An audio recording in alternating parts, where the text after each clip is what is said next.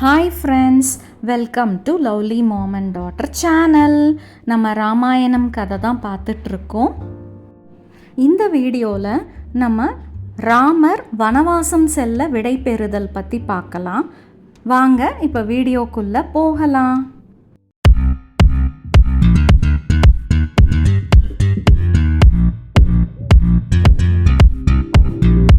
அம்மா, உங்களுடைய கட்டளையை நான் மறுப்பேனா? என் தம்பி பெற்ற செல்வம் நான் பெற்ற செல்வம் அல்லவா?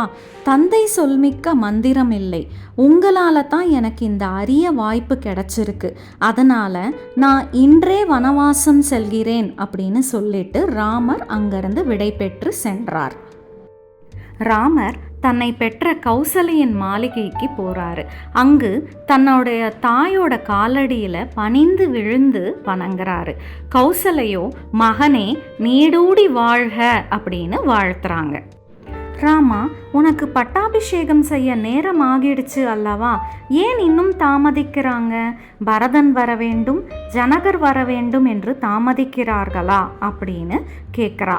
ராமர், அம்மா, இந்த நாட்டை பரதன் ஆட்சி புரிய வேண்டும் அப்படின்னு தந்தை கட்டளையிட்டிருக்கிறார்.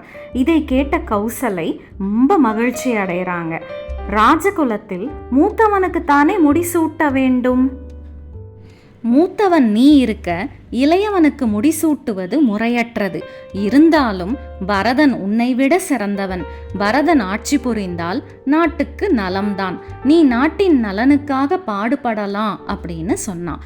அம்மா, தந்தையின் கட்டளை இன்னொன்றும் உள்ளது. உங்களுடைய மகனாகிய நான் 14 ஆண்டு வனவாசம் செல்ல வேண்டும். இது தந்தையின் கட்டளை அம்மா. ஆதலால் நான் வனவாசம் செல்கிறேன் அப்படின்னு ராமர் சொல்றார். இதை கேட்ட கௌசலை மகனே என்று நிலை தடுமாறி கீழே விழுந்தா. அவள் வேதனையால் துடிதுடித்து போனான்.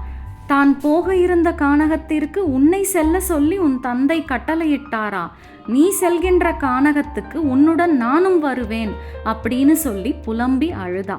அம்மா, தந்தையின் சொல் எனக்கு வேத மந்திரம். நான் கானகம் செல்லவில்லைனா தந்தையின் வாய்மை பொய்யாகிடும். தாங்கள் தந்தைக்கு உதவியாக இங்கேயே இருக்க வேண்டும் அப்படின்னு சொன்னார். என் ஆருயிர் மகனே, ஒரு தாய் மகனுக்கு செய்ய வேண்டிய கடமைகளை செய்ய முடியவில்லை என்று நான் துன்பப்படுகிறேன். உனக்கு நான் தர்மம் என்னும் அமுதை தருகிறேன். மகனே, நீ அறநெறியில் வழுவாமல் இருக்க வேண்டும் ராமா. அங்கு உனக்கு விலங்குகளும் பறவைகளும் உதவி செய்யும்.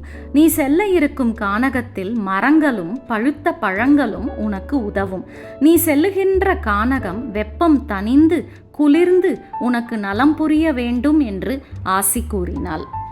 ராமர் அடுத்து சுமித்ரையோட மாளிகைக்கு போறாரு. ராமர் கானகம் போகாதவாறு தடுத்து நிறுத்த தசரதரிடம் அனுமதி கேட்கலாம் அப்படின்னு நினச்சி கைகேயி மாளிகைக்கு போனாங்க சுமித்ரை. அங்கு மன்னர் இருக்கும் நிலையை பார்த்து நீங்காத துயரத்தில் மூழ்கினாங்க. மன்னவரோட பாதங்களை பற்றி வாய்விட்டு புலம்பி அழுதாங்க. அந்த குரலை கேட்ட வசிஷ்டர் கைகேயோட மாளிகைக்கு போனார். அங்கு மன்னரோட நிலைமையை பார்த்து இங்கு என்ன நடந்தது அப்படின்னு கைகேயி கிட்ட கேட்டார். வசிஷ்டர் கிட்ட கைகேயி மன்னர் தனக்கு 2 வரங்கள் அளித்ததையும் அந்த 2 வரங்களை மன்னர் நிறைவேற்றியதை பற்றியும் சொன்னான். அந்த 2 வரங்கள் என்னென்ன என்பதை பற்றியும் சொன்னான். வரத்தை கொடுத்துவிட்டு இப்போது துன்பப்படுகிறார். அம்மா, தசரத சக்கரவர்த்தி வரம் கொடுத்தது தான். ஆனால் உங்களுடைய குலகுருவாகிய நான் உங்ககிட்ட ஒரு வரத்தை கேட்கிறேன். பரதன் முடிசூட்டி கொண்டு ஆட்சி புரிய வேண்டும்.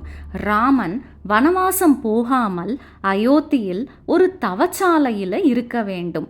இந்த வரத்தை நீங்கள் எனக்கு அருள வேண்டும் அப்படின்னு வசிஷ்டர் கைகேயி கிட்ட கேட்டார். இதோட இந்த வீடியோ இங்கே முடியுது. லாஸ்ட் வீடியோஸோட லிங்கை நான் டிஸ்கிரிப்ஷனில் கொடுத்துருக்குறேன். பார்க்காதவங்க பாருங்கள்.